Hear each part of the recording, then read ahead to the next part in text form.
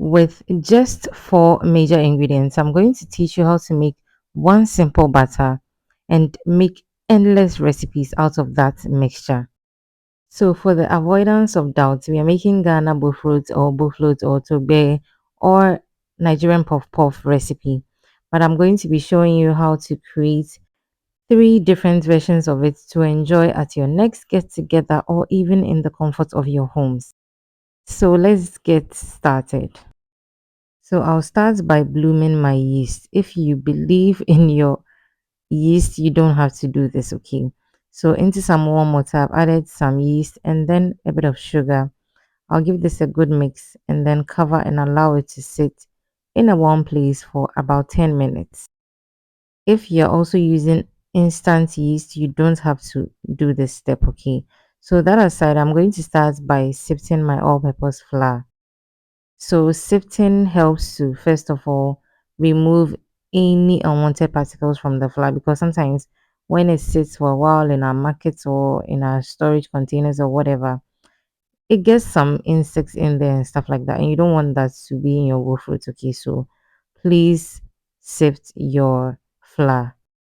Also, sifting helps to aerate the mixture in totality. So it add some air into the mixture, and for both fruits it's a plus because it helps with the fluffiness or the softness of the outcome. So please don't skip on it, okay? So once my flour is all done, I'm going to go ahead and add some sugar. So I'm being a bit measured with the sugar and you see why pretty soon, okay? I'll give this mixture a good stir and then I'll go in with my vanilla essence. You can add nutmeg or cinnamon at this point, but I didn't have any grounded form at this stage, so I didn't use it. Okay. So now that my flavoring has also gone in, I'm creating sort of like a dent in the middle to allow my yeast go in. It has bloomed nicely, so I'm going to add it in.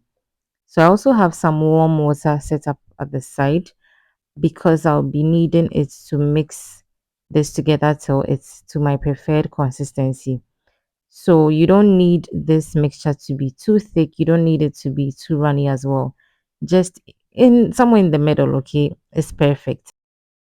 But also bear in mind that if you are not too skilled at dropping the mixture or butter into the oil, you don't want it to be too soft or else you struggle a bit. And of course, whatever shapes that come out of it, you're good to go. Another thing also to note is that once you leave this to sit a bit, meaning when you allow it to rise a bit, it becomes a little bit runny than how you left it. So bear that in mind, okay? So at this point, my butter is stretchy enough because I beat it for a while, okay? I'm going to go ahead and scoop bits of it into two different bowls, aside the one I already mixed it in, okay? Because like I said in the beginning, I'll be making three flavors today.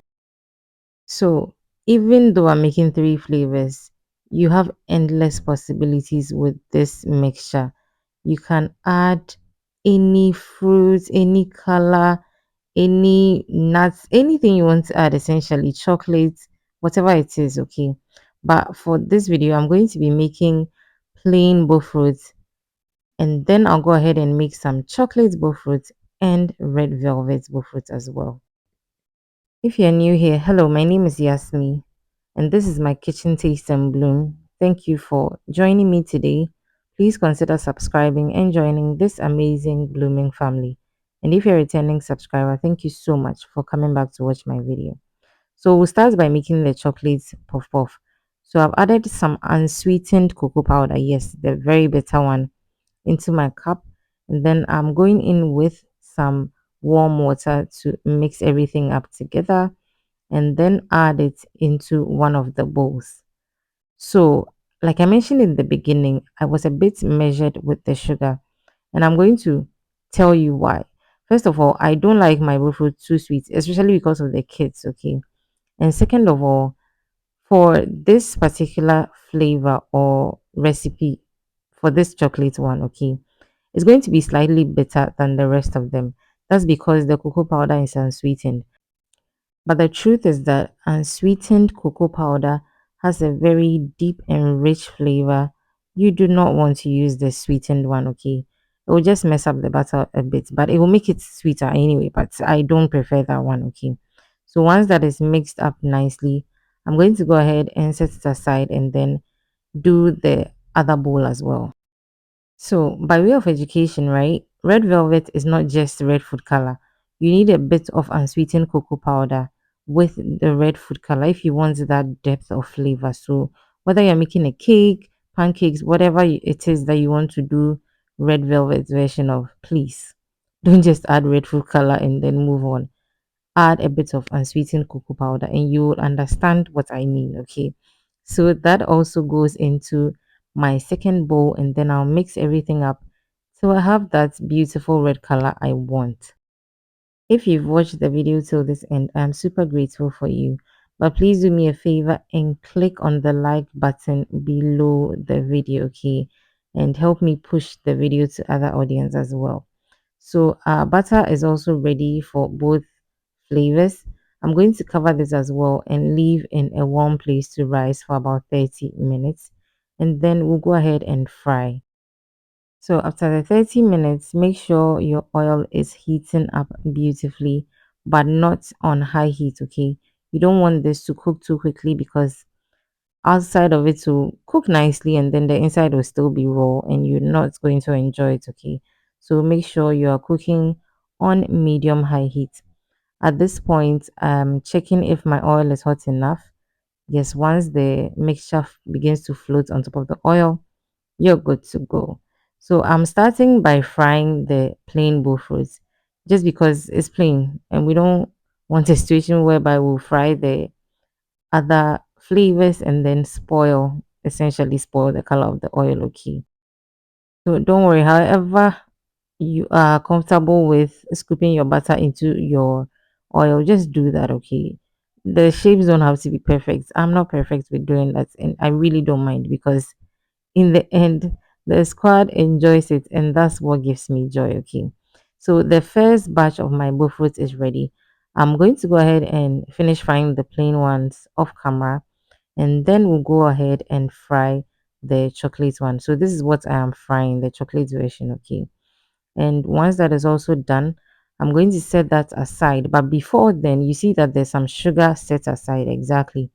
Straight from the oil, I'm going to add my puff puff or fruits onto the plate of sugar because I'm coating this version with some sugar. Like I mentioned, adding the unsweetened cocoa powder will make it slightly bitter. Really, it's not that bitter, it's just a depth of flavor, okay? And just so it cools down a bit, I'm going to go ahead and begin to fry my red velvet ones as well so that my fingers don't get burnt. Okay, so once the red velvet is frying, I'm going to go ahead and coat all of my chocolate version with the sugar and then set that aside as well. With the red velvet as well, just unnecessary, but I'm going to coat it with some powdered milk. So this is non-dairy milk. If you are lactose intolerant, you cannot stand this powdered milk, just skip it, okay? And honestly speaking, I don't know what happened to the shapes of my red velvet fruits or there, but we move, okay? So like I said, once it's done frying, don't wait for it to cool because it just becomes difficult to coat it when it's cooled down completely, okay? So onto my plate, I'm going to coat everything, like I said, with some powdered milk, and then I'll show you how it looks inside. So let's see the chocolate version. Mm. And then I'll go ahead and show you the red velvet as well. To be honest with you, this was my favorite. I don't know if it was because of the powdered milk, but anyway. And then the plain buffet. So you see, with just a few ingredients, you can make varied versions of this recipe and enjoy at home or at your next get together. This can even be a business idea because see, it's budget friendly. We didn't add any milks, any eggs, but it's still very delicious. Thank you so much for joining me in today's video. I hope to see you again in my next upload. But until then, don't forget to keep blooming.